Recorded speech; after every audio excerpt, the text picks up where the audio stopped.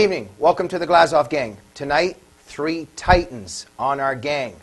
Number 1, Dwight Schultz, a Hollywood star who played Murdoch on NBC's The A-Team and Barclay on Star Trek The Next Generation.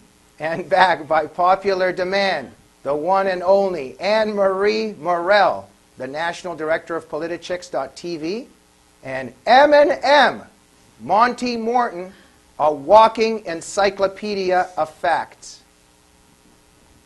Maybe. Ladies and gentlemen, welcome back to the Glazov Gang. Thank you for having us. We've got a lot to cover this evening. This is my last show of 2013. I have to disappear for a while. As you know, sometimes we got to know when to run away, and we have to know when to hide. Oh. Are you in trouble with the law No. again? Are you going in the witness No? protection program? No, I am not. Before we get to the serious topics of our time, our 2013 awards for the Glazov Gang at the end of the year. Our 2013 Glazov Gang Andrei Sakharov Award, which is awarded to the Glazov Gang member who most nobly shined a light on the truth that evil tries to hide with its darkness. Andrei Sakharov Award for the Glazov Gang of 2013. The most expensive box of chocolates goes to Dwight Schultz. Yay. Oh my God! I don't deserve it. Dwight, a one-sentence speech. Andrei Sakharov Award for Glazov Gang member. Well, I'm partial to physicists because they're on the verge of spirituality, even though they don't all actually take the leap. But Sakharov was a decent human being, a very decent human being, and I can't believe this. You have to eat the chocolates in one evening. Dwight. Do you want me to start now? No. But Dwight, I can do that. I have a question for Dwight. Okay. Given that you've received this distinguished award given to you by thousands of your colleagues, is your price in Hollywood going up now? No. Okay. No, well, you saw Ben Affleck said what he said. Yes. He has trouble watching actors that he knows are Republicans, Okay. and he doesn't think he'd like them. Oh.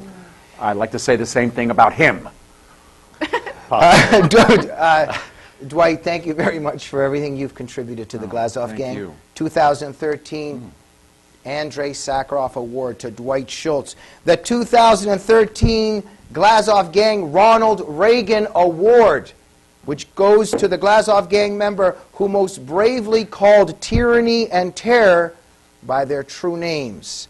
Goes to the one and only Anne-Marie Murrell. Hey! And the crowd goes wild.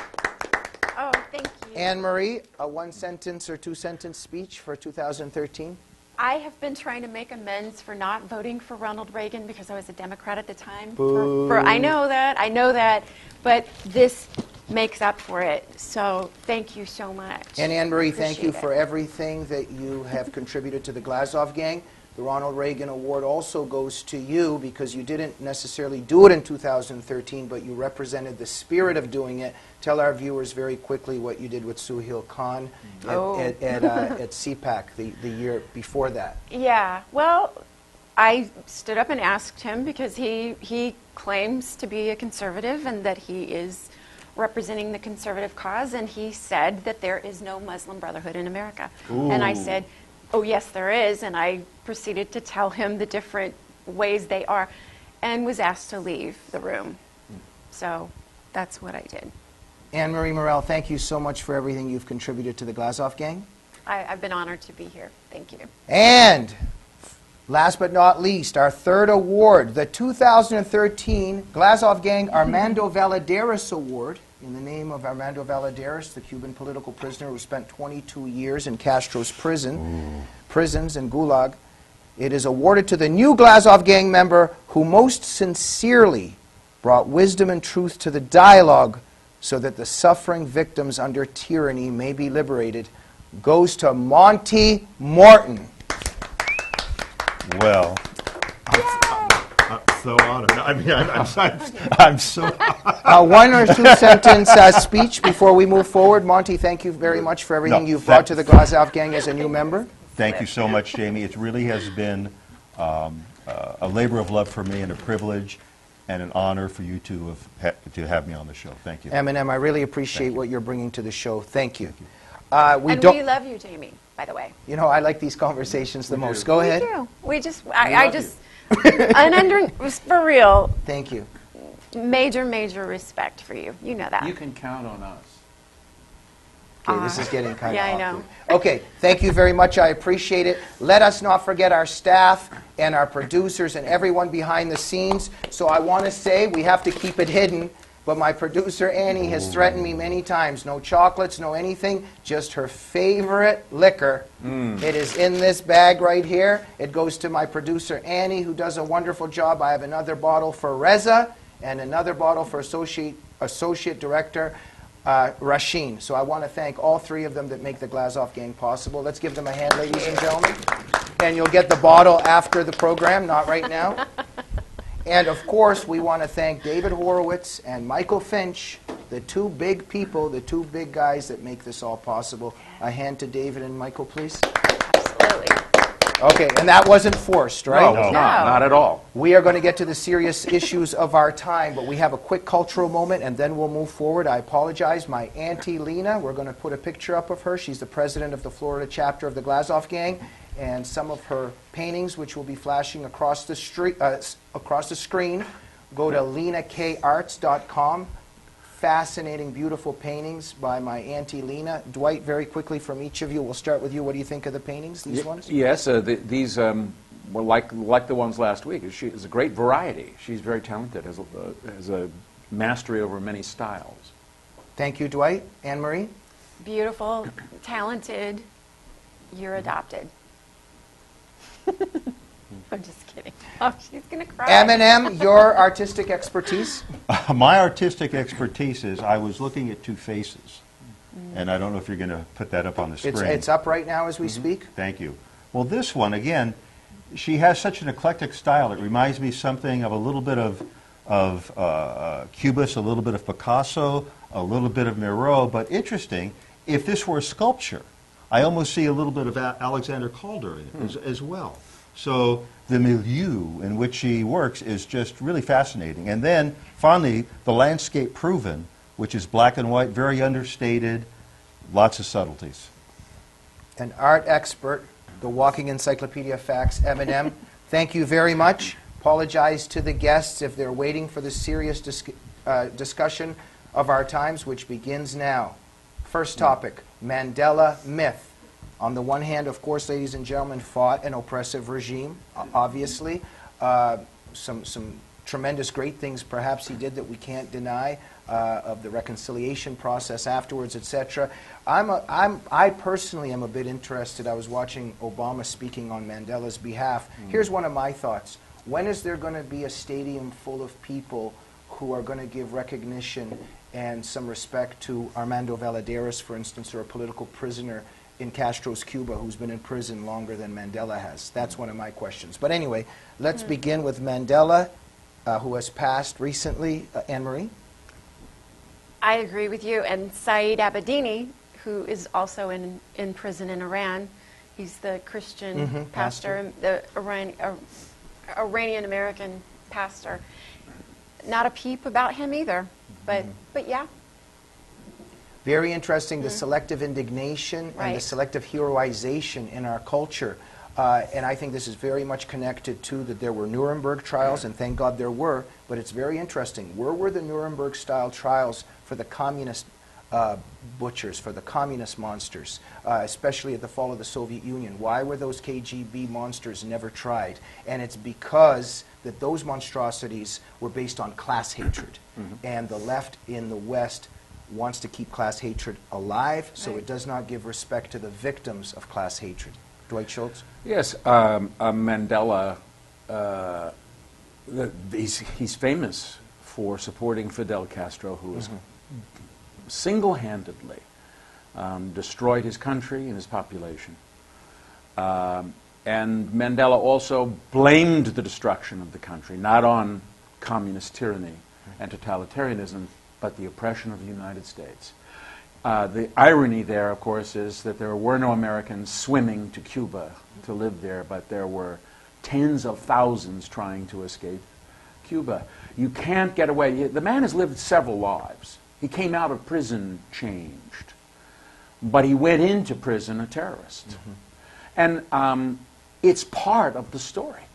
And I am astonished that Raul made it there, and our president found his metrosexual hand and placed it in Raul's. I just find it amazing to break with tradition in the United States. Do you think he'll do anything he can to humiliate the United States' former position? That's what I. Do you think he said something to Raul while he shook his hand to let out those political prisoners that have been sitting in Castro's dungeons for 3 decades or more? Oh, I think he probably said the same thing that he said to Vladimir Putin. Give me a little more time. Monty Morton, the Mandela myth. Well, let's stipulate first that apartheid in any way, shape, or form is evil. There's nothing good about it. And I kind of have a little bit different take on it because I do think people need heroes. I think children need heroes. I think adults need heroes. I think we all need someone to look up to. But, you know, people like Gandhi or Martin Luther King or even sports heroes like Muhammad Ali.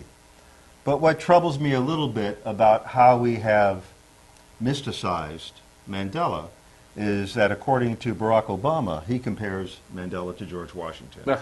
Well, Mandela is no George Washington. And actually, as you said, and as Anne-Marie said, there are 2 Mandelas, but not necessarily the one who was as saintly portrayed by Morgan Freeman. So we know he was the leader of the African National Congress, a radical organization. Mandela was convicted of 23 crimes of sabotage. So, you know, this was a communist. This was a person who favored communists the first part of his life. And as you so well said, that after spending 27 years in prison, he comes out a changed man, a complete transformation. And I think that's the Mandela that perhaps we can look at, but we certainly can't ignore the first one. And finally, I'll sum it up. What's interesting is that if you consider him a unifier, and he may have renounced Marxism and demonstrated that it is a form of tyranny, no better than apartheid. Thank you, Monty Morton, but I don't think he ever did renounce that. And he considered Arafat, he was with Arafat and Castro. Gaddafi. Since we brought up Cuba, very quickly, our segment's coming to an end. Dwight pointed this out this week and gave me a heads up. Elian Gonzalez, who was given back to the Castro regime under the Clintons, first time he left Cuba, and also said some interesting things about Fidel. Quite a moment, Elian Gonzalez and everything that represents. Anne-Marie? Can I read this quote? Because this isn't a dangerous kid at all. He said, "Fidel Castro for me is like a father. I don't profess to have any religion, but if I did, my God would be Fidel Castro. He's like a ship that knew to take his crew on the right path. He's a military cadet. He is studying electrical engineering, and he says that he would have suffered had he stayed in the U.S." That, to me, if I were going to create a terrorist, that's the one. That's a Manchurian Cuban.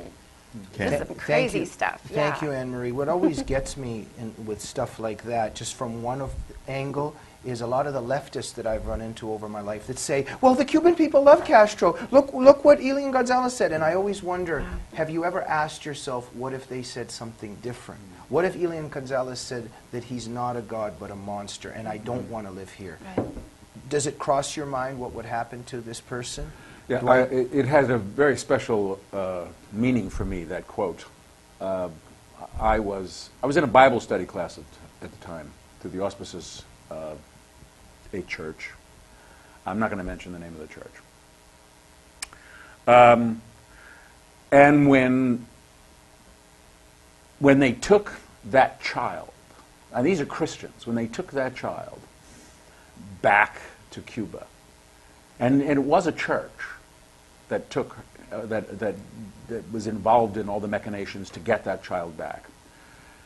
I said to some members of the church, I said, that's going to be his God. That they are taking God away from this child, if they are Christians. They are taking God away, if they are Christians. And I don't believe that they actually are. I think the church that I was involved with, many of the Protestant churches are leftist organizations. But they took Christ away, and now Elian Gonzalez comes back and literally says, "This is the God you have given me." And that is startling. And it was clear that that was what was going to happen. But no one in that church saw it that way. And it divided everybody. But it was a very frightening moment when I heard him say that. Thank you, Dwight. You're touching on some themes there, especially in terms of how communist tyrants replace God and they want to become gods. Also very interesting in terms of Christ and Christianity. Myself as a Christian, you're a Christian, we believe that Jesus Christ's blood redeems man and redeems sinners. The mutated carbon copy of that in the communist faith is that the blood of humans will redeem the earth, and they're the ones that are going to kill humans to redeem the earth. It's a mutated evil carbon copy. Eminem, we've come to the end of our first segment. Wrap it up. I just wanted to echo what you said, because I think you really hit the nail on the head when you're speaking about Gonzalez. The fact that he said Fidel was his father, the fact that he was never comfortable in Miami, and all of the stuff. And what we need to do is take a look at what his mother did. And his mother gave up her life so he could live in a country free of communism, where he can be what he wanted to be. And she died in vain. Yeah. Thank you very much. Second segment coming up, where we discuss, does a $17 trillion debt really matter? We'll be back in just a minute.